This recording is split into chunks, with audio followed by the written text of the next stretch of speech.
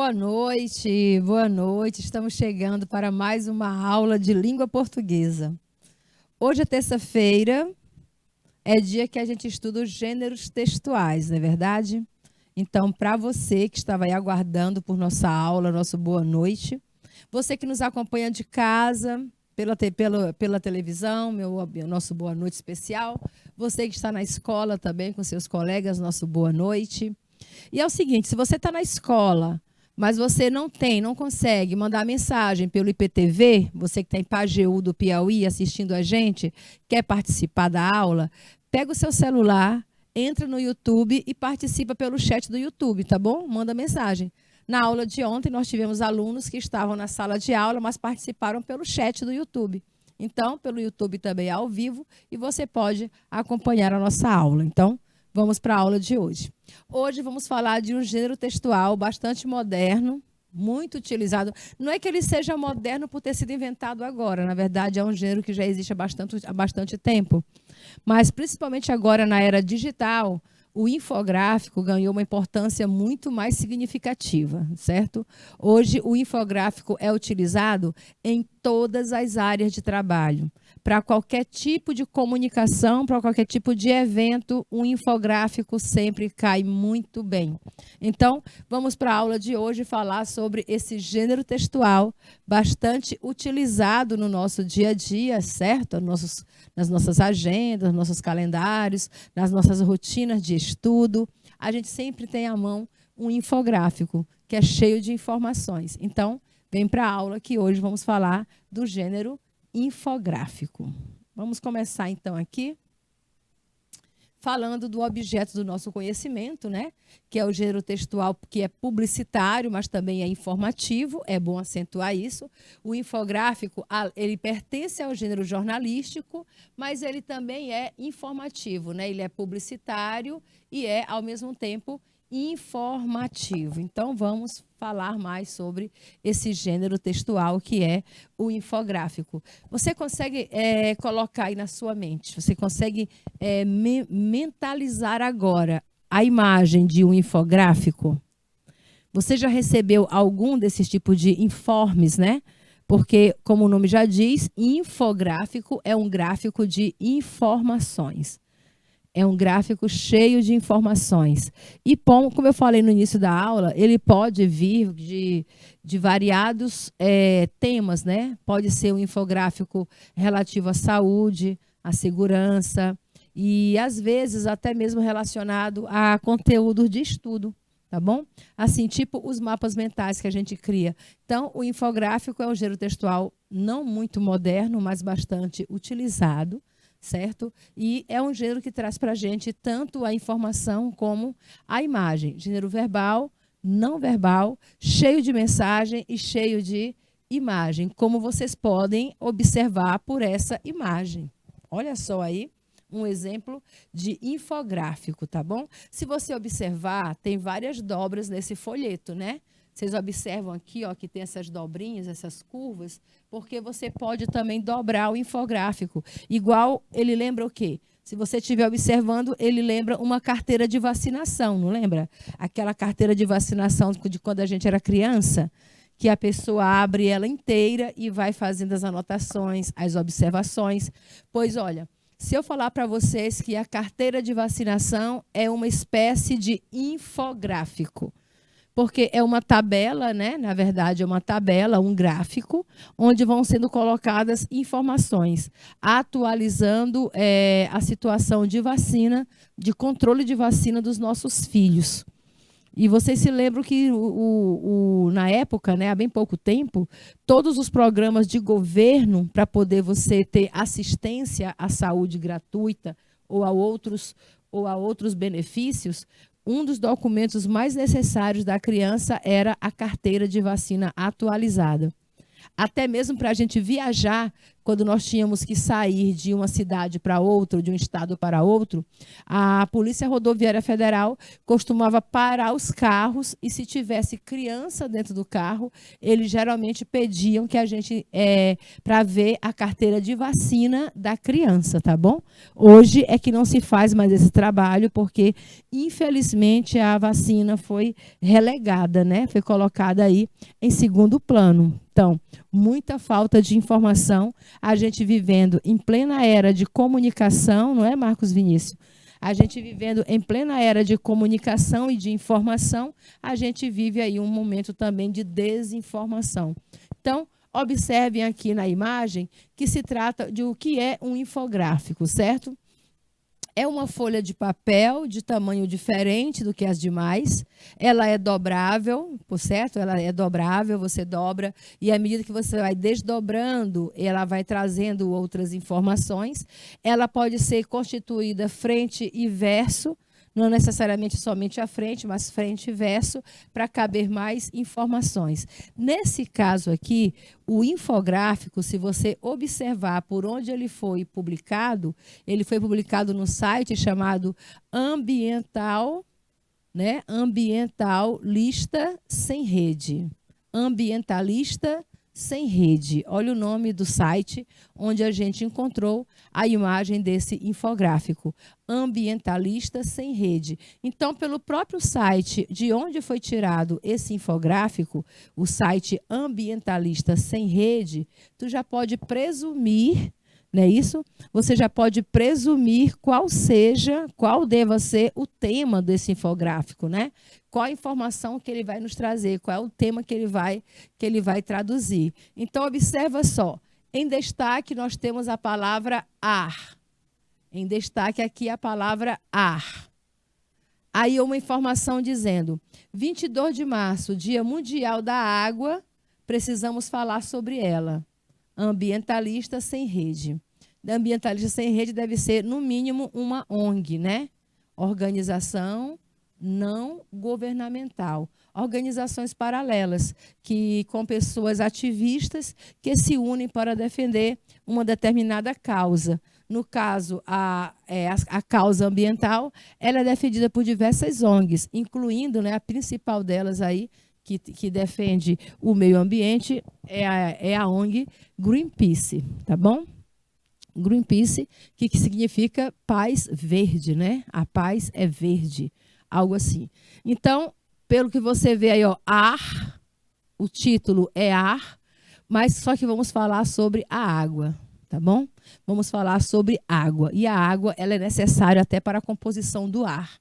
Imagina se haveria ar para a gente respirar se não houvesse a água. Aí aqui nós temos outras informações. Por exemplo, nós temos o gráfico com 3 pessoas, né? Um gráfico aqui, uma imagem, um avatar, vamos chamar de avatar, né? Um avatar com 3 pessoas. O primeiro, né? Você lendo da esquerda para a direita, porque é sempre essa aqui, ó. É sempre nesse sentido que você faz a leitura de um texto, da esquerda para a direita. Então, você lê aqui uma pessoa representando 100 litros de água. Vê como ela está toda azulzinha. A segunda pessoa, ela só tem 50 litros de água. Olha aí como é que está o corpo dela, né? Deixa eu apagar aqui. Vou apagar para vocês verem a margem, ó. A margem de como está a composição das pessoas com água, certo? Então, você tem aqui, o primeiro está completamente azul. O segundo, aí vem os nomes dos lugares, né? Cada um desses componentes aí representa um lugar. Então, esse que está totalmente em azul é a América do Norte. Ó. América do Norte, 100 litros de água. A Europa, 50 litros. E já os países subdesenvolvidos, né? Países subdesenvolvidos, como o Brasil, por exemplo, 1,3 litros de água deve ser a taxa de consumo aí por pessoa. Em síntese, eles colocam aqui, olha, a imagem de um golfinho, sempre na cor azul, lembrando, né? Lembrando o ambiente aquático. 75% da população não dá para ler direitinho a imagem. pela, não sei o que, situação crítica, população, não sei o que, uma queda de 86%, né? De 75%, 86%. Alguma informação a esse respeito. Aí aqui você tem a velocidade de aumento do nível do mar em comparação com o previsto pela ONU, né? Em comparação com o que foi previsto pela ONU. Então, o nível do mar aumentou 60%, enquanto que a ONU estimulou 20% do aumento do nível do mar. É possível perda da diversidade, né? Possível perda de diversidade até 2050. Estamos bem próximo aí da perda da diversidade. E aqui, 1% de água é de chuva. 2050, aí tem, olha só, a demanda por água aumentará a 55%. Cerca de 40% da população mundial pode não ter acesso à água potável. Em 2050, cerca de 40%, quase a metade da população do planeta, não terá acesso à água potável, certo? O Vinícius está dizendo assim, vai falar sobre a água. Isso mesmo, Vinícius, você já percebe aqui que o infográfico, certo? Hoje vai falar sobre a água. Aí ele fala também de alguns acidentes que aconteceram e que prejudicaram, né, a nossa riqueza aquática. Aí diz, o maior vazamento de óleo ocorreu no Golfo Pérsico durante a Guerra do Golfo em 1991. Em novembro de 2011, eu acho que todo mundo acompanhou e lembra disso, a empresa Chevron se envolveu em um derramamento de óleo na bacia de Campos, no Rio de Janeiro. O vazamento lançou 3.700 barris de óleo no mar. Então, para você ver como a água, né, como está contaminando aí a nossa água, tá bom? A pergunta é a seguinte: a escolha de um infográfico foi adequado para tratar do assunto? Você acha que quem elegeu a forma, né, escolheu o modelo de texto do infográfico, o gênero textual infográfico, para falar sobre o assunto da possível, né, da possível perda de água de todo o planeta até 2050. Você acha que foi adequado escolher um infográfico para falar desse assunto? Eu acho que sim, né? Eu acho que é adequado. Por que eu acho que é adequado? Até a segunda pergunta, por quê, né? Por que eu acho que foi adequada, Marcos Vinícius? Porque o infográfico não é um texto cansativo, é um texto que traz imagens, números, estatísticas, né? Traz a estatística, ou seja, é um texto bastante dinâmico, de fácil leitura, de fácil compreensão. Se a pessoa escrevesse um artigo de opinião só com um monte de palavras, talvez poucas pessoas tivessem disponibilidade para ler. Mas quando você encontra um texto que tem os números evidenciados, você tem imagens comparativas, essa própria escala que você vê de azul, olha, você observa que a própria escala de azul aqui, olha, aumentando, né, já é representativo do nível de água, do que vai acontecer com o aquecimento global, né? A tendência é que, com o aquecimento global, o nível do mar vai subir e a gente pode perder bastante vidas durante esse processo aí de, vamos dizer, de transformação do meio ambiente. Então, os ambientalistas chamam muita atenção para uma catástrofe universal com questão do derretimento das geleiras. E aqui nesse gráfico número 3, olha, aqui eu vou dizer página 1, página 2, página 3 e página 4, né? Aqui na página 3, ele mostra bem como é que está o derretimento das geleiras. Olha só, 100% das geleiras que nós temos ainda no planeta, 20% já foi dissolvido, restando ainda 60%. E eles acreditam que até 2050 essa geleira já possa ter derretido e a população mundial vai ficar sem acesso a água potável. Então, A escolha de um infográfico foi adequado para tratar do assunto? Por quê? Eu acho que sim, por causa do dinamismo e das muitas informações que trazem, porque você lê um texto e, ao mesmo tempo, você observar, você ter como ver, né? Visualizar como isso acontece é muito mais dinâmico. Que assunto é este? O assunto tratado aí no texto é o assunto sobre a água. Sim, a escolha foi adequada, porque dispõe de uma estrutura favorável à apresentação de dados, não é isso? Objetivos relacionados ao consumo consciente de água. Então, o assunto é o consumo consciente de água. Está aí o infográfico trazendo bastante informação. Então, é isso. É mais fácil uma pessoa comum ler, pegar o infográfico e ler e traduzir as informações do que ela sair olhando, lendo jornal ou lendo artigo de opinião, editorial, reportagens, matérias inteiras, entendeu? É muito mais fácil você pegar esse leitor assim, pelo dinamismo do texto, que, no caso, o infográfico traz bastante. Tanto o uso de palavras, números, estatísticas, as imagens, tudo isso contribui, até as cores, né? É um gráfico formando aí em cores azul. Veja só, a cor azul vai formando um gráfico mostrando o aumento do nível do mar. E olha como vai estar o planeta em 2050, né? 60% do planeta será composto por água e sobrará muito pouco espaço aí para a vida na Terra. Continua. Então, falando do gênero infográfico, eu trago aqui uma imagem para mostrar como é que a gente faz o infográfico. Aqui seria um modelo, né? Um exemplo de infográfico. O que é que você coloca dentro do infográfico? Então, assim, você vai colocando, você faz primeiro todos esses esquemas, certo? E vai colocando texto para que a pessoa tenha bastante conhecimento. Então, vamos lembrar aqui, ó, desde que os infográficos surgiram na cena do design gráfico, porque ele não deixa de ser um gráfico de desenho, né? É um gráfico de desenho, como você pode observar na imagem. Há cerca de 10 anos já temos, né, o infográfico no mundo do design. Eles se tornaram um elemento básico na comunicação em sala de aula, sabia? Principalmente a sala de aula gosta bastante aí, de usar infográficos.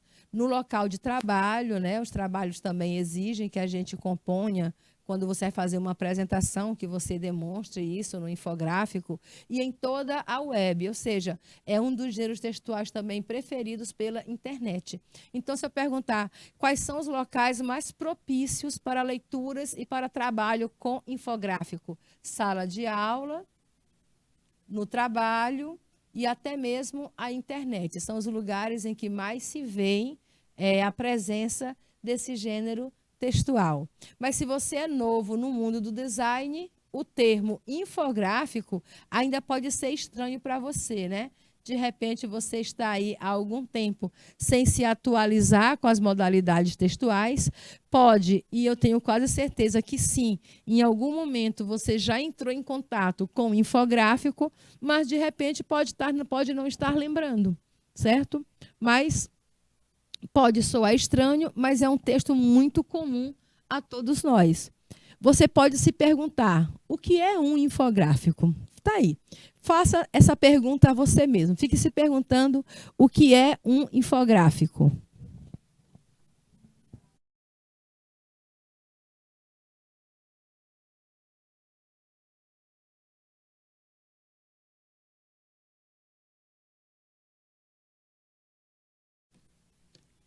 Pronto, já deu tempo de você pensar e responder o que é um infográfico. Vamos à resposta? Infográfico, vejam só. A palavra é composta por duas informações, né? Você tem info, que quer dizer informação, e tem gráfico, que quer dizer imagem ou ilustração. Então, se você sintetizar, se você traduzir a própria composição da palavra infográfico, você vai chegar à conclusão que o infográfico é uma imagem ou uma ilustração que traz informações. Então, qual é a principal finalidade do infográfico? Ora, se é um gráfico, se é uma imagem, se é uma ilustração que nos traz informação, a principal finalidade dele é informar. É um texto informativo. Infográfico é um texto informativo. A arte da infografia é assim que a gente chama, ó. A arte de fazer infográficos. Eu admiro quem sabe fazer, né? Porque eu mesma não sei desenhar nada. Se eu tivesse que fazer o infográfico, ia ser uma negação. A arte da infografia é caracterizada por ilustrações explicativas sobre um determinado tema. Então, você pega e ressalta essa informação. Pega aí em casa o seu marcador de texto. Eu sei que você é daqueles que adora marcar os textos, né? Então, você já marca aí, olha, que a arte da infografia é caracterizada por ilustrações explicativas sobre um determinado tema. Então, ilustrações explicativas sobre determinado tema. Isso aqui traduz para que serve o infográfico, qual é a finalidade, para que é que o infográfico surgiu na sociedade, né? Então, por qual motivo que o infográfico surgiu como gênero textual? Ele veio para juntar dois elementos bastante interessantes: a informação com as imagens, com as ilustrações. Então, é, na verdade, uma informação ilustrada. Anotaram isso? O infográfico, então, ele traz informações ilustradas. Você só sintetiza aqui, ó. Infográficos são... Deixa eu apagar para escrever direitinho para vocês.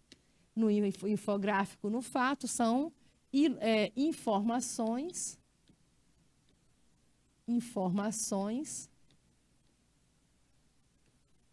ilustradas. Igual as histórias em quadrinho, né? Olha, acabei cortando o L ao invés do T. Então, deixa eu reescrever a palavra, porque depois você vai pegar o slide para você estudar e tem as anotações, informações ilustradas, tá bom? Em síntese, é isso que nós sabemos do infográfico. São informações ilustradas. Aí você se lembra das histórias em quadrinhos, né? As pessoas podem contar uma história em forma de conto, só com palavras, mas também pode contar histórias com imagem. Então, tem as histórias em quadrinho, tem os textos infantis que são cheios de imagens.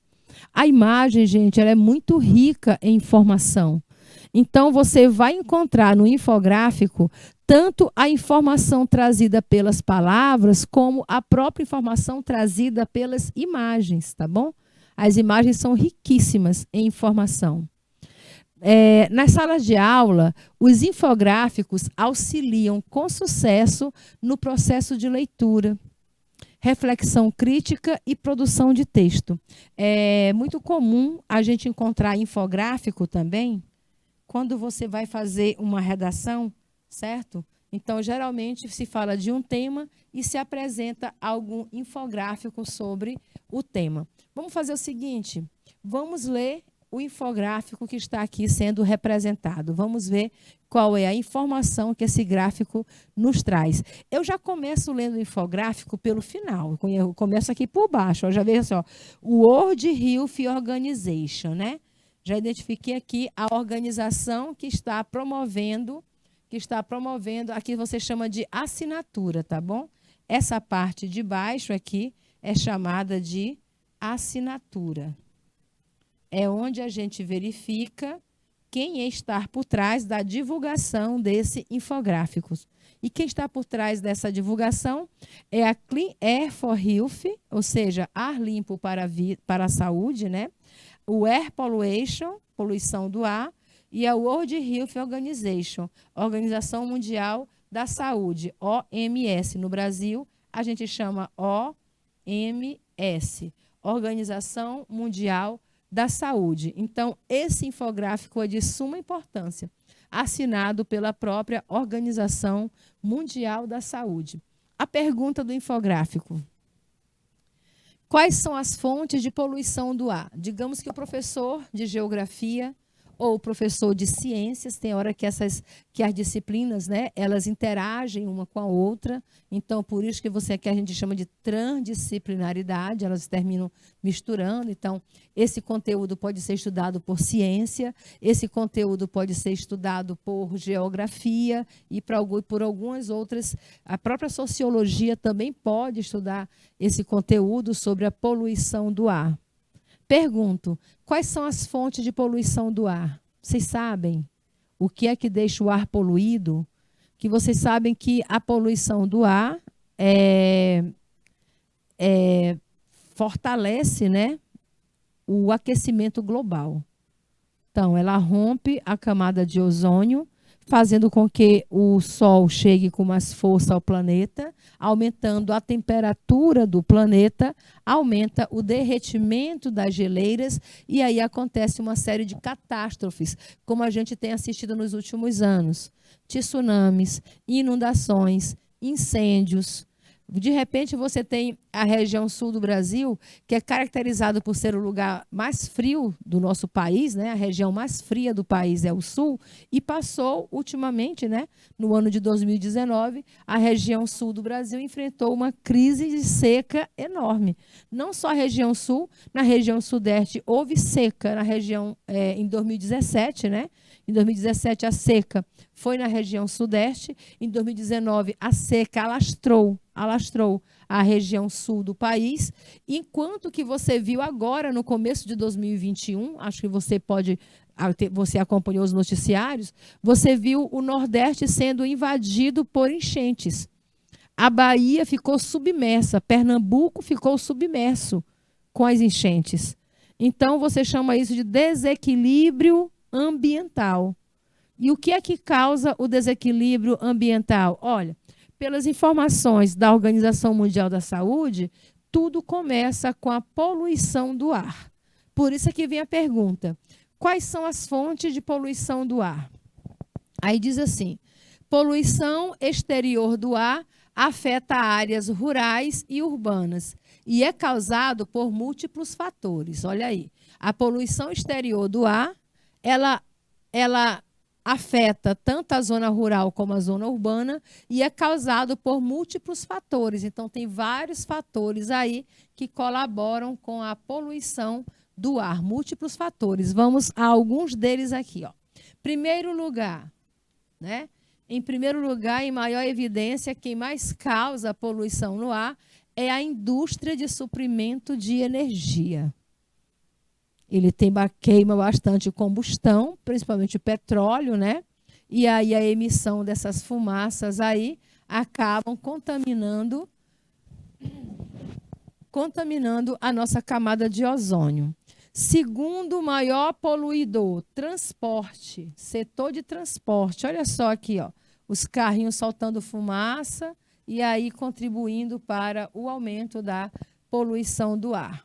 Terceiro fator, deposição e manuseio do lixo. Lixo mal armazenado. Olha aqui, ó. Vocês sabiam que o lixo, quando ele entra em decomposição, ele vira uma espécie de gás, né?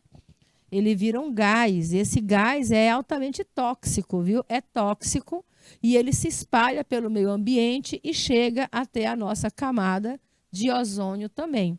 Outros fatores menores, né? Que você vê que tem duas cores sendo usadas aqui. Tem a cor azul e tem a cor laranja. Outros fatores, poeira também contribui com a poluição do ar. Práticas de agricultura, olha só, enquanto você está aqui, ainda tem a energia domiciliar. O uso, né? A queimada de carvão, de combustão na nossa própria casa. Aí, em síntese, o infográfico diz: os países não podem combater a poluição do ar sozinhos. A gente não pode combater sozinho. É um desafio global que todos devemos combater juntos. Então, não adianta um só passarinho ficar jogando água no incêndio. Todos têm que ajudar, porque senão não vai ter freio sobre a poluição do ar. E a poluição do ar tem fortes danos, né, à saúde pública. Continua. Vamos a uma questão aqui. Vamos responder uma questão aqui com a gente. O infográfico apresenta informações sobre determinado assunto de forma sintética. Combinando, né? De forma sintética, quer dizer, são muitas informações, mas elas são sintetizadas, resumidas. Ao invés de você ler um texto bem grande falando de poluição sonora, poluição do ar, você termina vendo algumas informações substanciais e as imagens. Então, por isso que se diz que o infográfico apresenta informações sobre determinado assunto de forma sintética, quer dizer, de forma bem sintetizada, resumida, tá bom? De forma sintética, quer dizer, são informações que vêm bem resumida, combinando, ao mesmo tempo, linguagem verbal, que são os textos, a gente viu que são textos curtos, né? Pequenas frases, e linguagem não verbal, que são os elementos gráficos. Nem sempre são as imagens. A gente viu agora o infográfico da Organização Mundial de Saúde e a gente reparou que ele é cheio de imagens. Vocês observaram, não é? Imagens das fábricas poluindo, imagem dos carros, que também poluem, imagens da poluição também que acontece no setor rural, como a poeira, o lixo, a própria energia doméstica. Então, vários outros fatores aí que contribuem com isso. Então, ele traz para a gente tanto a informação escrita como a informação em forma de imagem. Então, quando é escrito, ele usa a linguagem verbal. Quando ele usa as imagens, que são os elementos gráficos, a gente chama isso de linguagem não verbal. A pergunta é simples para vocês arrematarem aqui esse primeiro momento de aula, tá bom? Quem souber, já vai entrando no chat respondendo, você que está assistindo nossa aula, você de Pajeú, tá bom? Já vai respondendo aí para a gente. Quais as duas linguagens encontradas em infográfico? Olha, o próprio texto, o próprio enunciado já disse, né? Aqui no texto você já tem essa informação. Ó, o infográfico apresenta... Eu vou pegar aqui o marca-texto para deixar bem lógico para vocês que você chama isso de informação explícita. É uma informação que já vem dita no próprio texto. O infográfico apresenta informações sobre determinado assunto de forma sintética, combinando. Aí diz, ó, combinando linguagem verbal, que é o texto escrito, com a linguagem não verbal, que é o texto, que são as imagens, né? Ou os elementos gráficos. E a pergunta é, quais as duas linguagens encontradas no infográfico? Olha, está na cara que você encontra o quê? Linguagem verbal e linguagem não verbal. Qual é a opção que apresenta linguagem verbal e linguagem não verbal? A opção, não tem aqui, mas é a opção letra A, tá bom? Linguagem verbal e linguagem não verbal.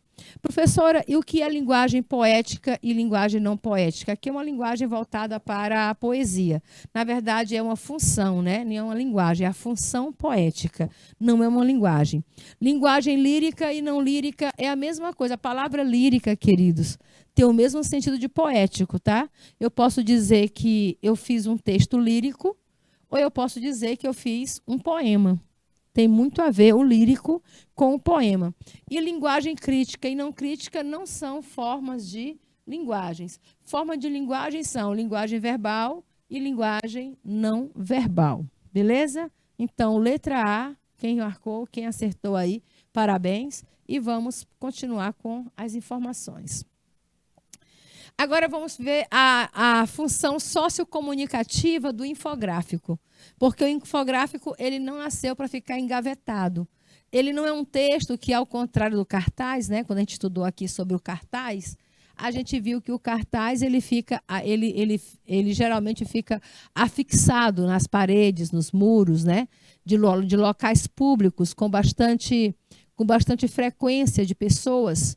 Então, o infográfico não. A gente viu também, quando a gente estudou sobre os panfletos, que os panfletos são entregues na rua. As pessoas ficam ali na esquina e vão repassando. Gente, o infográfico, você pode encontrá-lo. Por exemplo, quando você vai ao consultório médico, quando você vai ao seu médico, observa que sobre a mesa do médico tem vários, vamos dizer, panfletos, né? Tem vários panfletos. A maioria deles são infográficos, certo? Então, você encontra na mesa do médico, você encontra na escola, você encontra nos livros, você encontra na internet, você encontra infográficos em várias situações. Mas elas são principalmente para esclarecer, para trazer informações de uma maneira mais facilitada, tá bom? Guardem bem essa palavra. O infográfico, ele traz informação de maneira mais facilitada. Então, a função sociocomunicativa do infográfico. Muito utilizado pela mídia jornalística, os jornais sempre quando fazem matérias, quando fazem reportagens, eles costumeiramente usam infográficos para ilustrar aquilo que eles estão dizendo. É aquela ideia, né? Uma imagem fala mais que 1000 palavras. Então, as pessoas conseguem ler o texto, mas quando não conseguem imaginar, fazer um retrato do que seja aquilo, aí vem a matéria e já traz o infográfico para mostrar em imagens o que seria aquilo para a pessoa.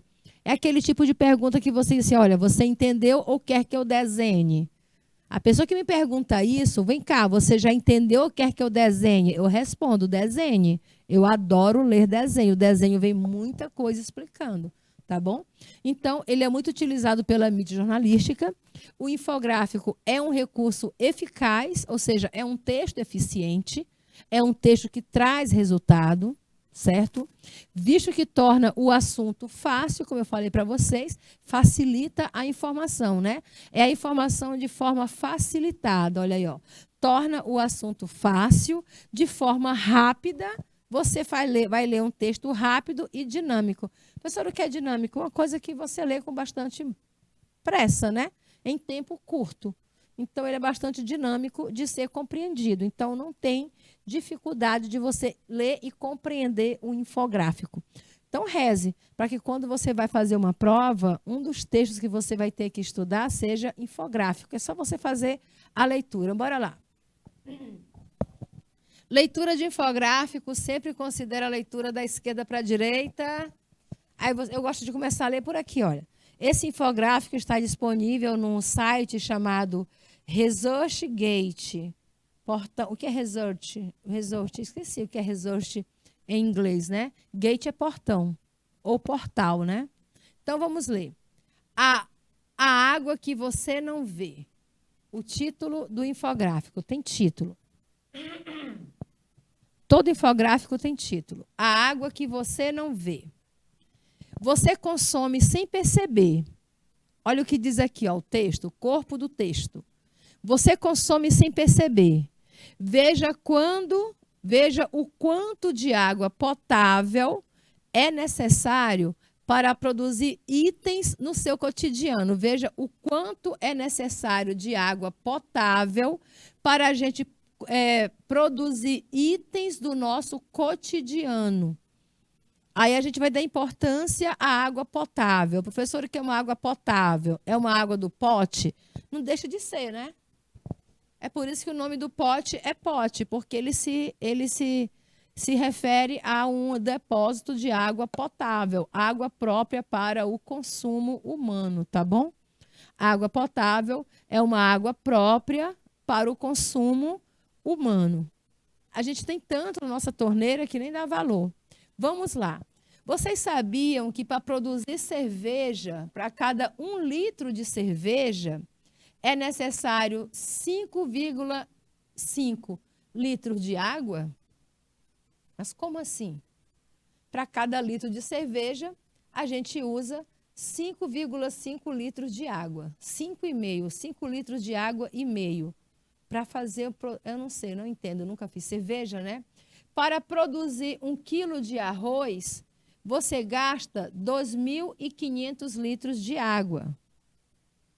Para produzir a manteiga, 1 quilo de manteiga, o consumo é bem maior, né? Olha só, o maior consumidor aqui, letra A, né, é a cerveja. Agora, para produzir 1 quilo de manteiga, a gente gasta 18 mil litros de água. Meu Deus, eu não sabia. Para produzir 1 quilo de leite, a gente gasta 712 litros de água.